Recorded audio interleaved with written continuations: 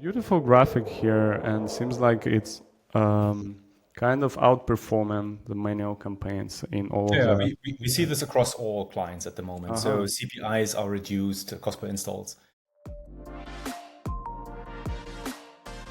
Hi everyone, welcome to another episode of Tangent ROI 101. Today we'll talk about TikTok, and today's guest is Andre from Admiral Media. Hi Andre. Nice to meet you, Roman. How are you? Yeah, all good, all good. It's not the first time that we talk about TikTok on this show. Maybe you can give us a teaser of what we've done in the past and what we'll do today. Yeah, sure. First of all, quick intro. I'm Andre. I'm the CEO of Admiral Media. It's a award-winning performance marketing agency, and we help apps to grow on paid social. And one of the bigger channels that we obviously manage for our clients is TikTok. Last time we spoke about just a general introduction into TikTok, basically, like what are the pros and cons of its algorithm in terms of paid, and compared this to Meta. Today we wanted to talk about ADC, Advanced Dedicated Campaigns, which is a very specific thing for TikTok and is maybe interesting for those guys who want to run iOS campaigns because of its tracking issues. You know best, Roman, on Yeah, MMP's yeah. iOS challenge. Of course. And Andrew prepared beautiful slides. I've seen them already. So stay tight. Yeah, we can start. Shall I share? All right. Yeah. ADC campaigns, just while you're sharing, is iOS only, right? Correct, yes. Screen, oops, this one, share and slideshow. There we go. You should have it on your screen now. Yep, we see. Perfect. Exactly. So ADC is for a particular solution for iOS from TikTok, and we are basically interested to run campaigns to scale on TikTok. Whatever app you're promoting, most likely the bigger revenue comes from your iOS users, no matter where, in which geography you're advertising or which demographic you are serving. You want to get more users into your iOS app. And since iOS became quite a challenge in terms of tracking and attribution, Apple released SK Network. Now there's SK Network 4. It's already the fourth version of its tracking solution. And the ad networks like TikTok have adapted to the particularities of this way of tracking and attribution. And ADC is their so-called in-house solution, Advanced Dedicated Campaigns.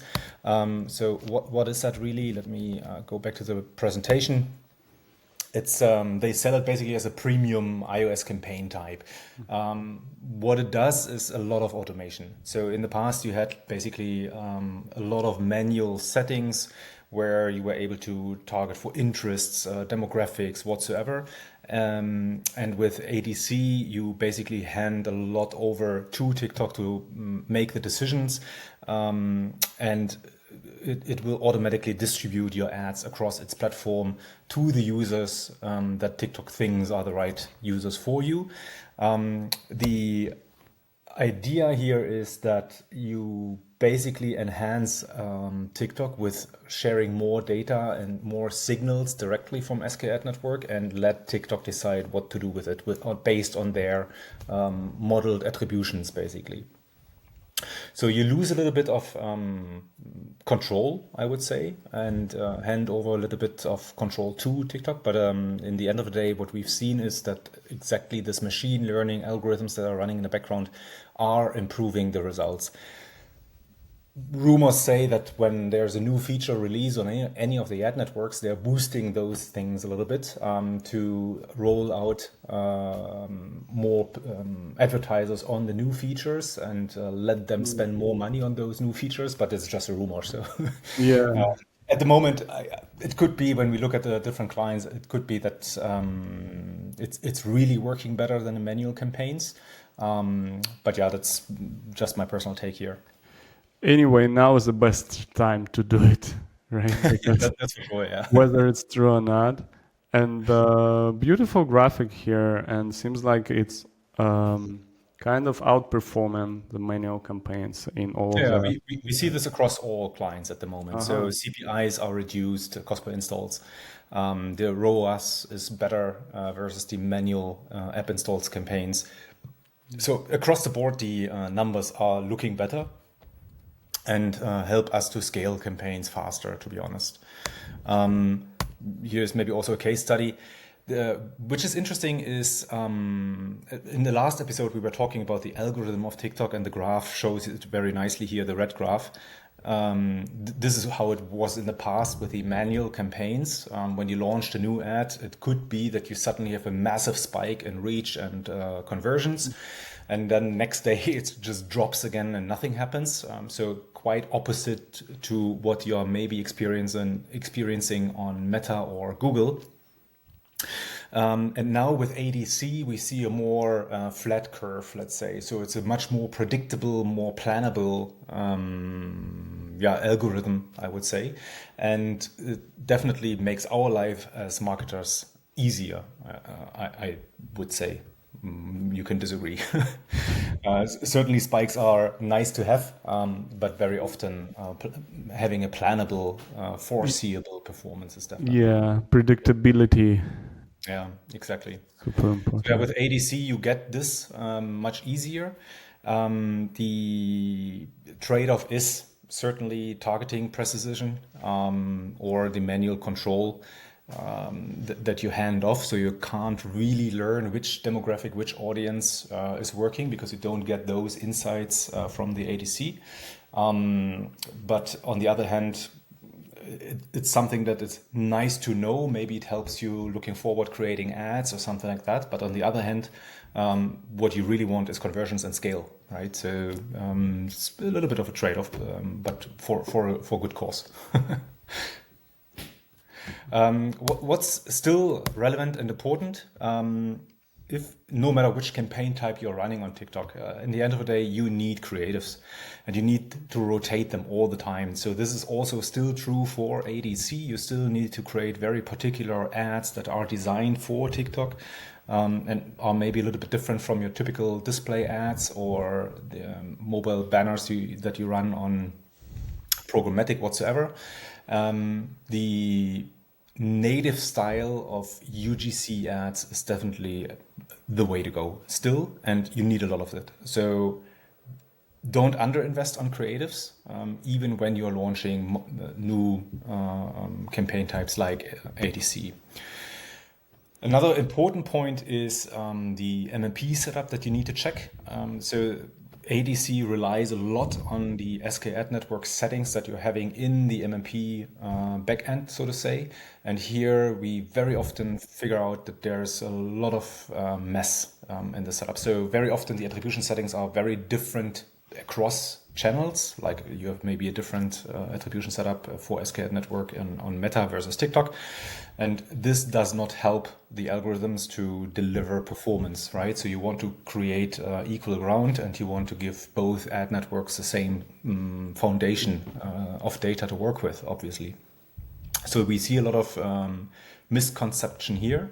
And on top of that, there's also a lot of features that many forget to toggle on or to set up in terms of deeper funnel events that are not being tracked, or lock windows not being set for certain events. So there's a lot of technical details that you should check before launching iOS campaigns or ADC campaigns in particular. So that's definitely something we can help with as an agency if you're struggling to understand what SK Ad Network is and how exactly events are being tracked, and you can measure revenue brackets and these kind of things. That's something we are experts in and are very happy to help. What's happening now with conversion values? Do we still pass mostly revenue in this conversion value brackets?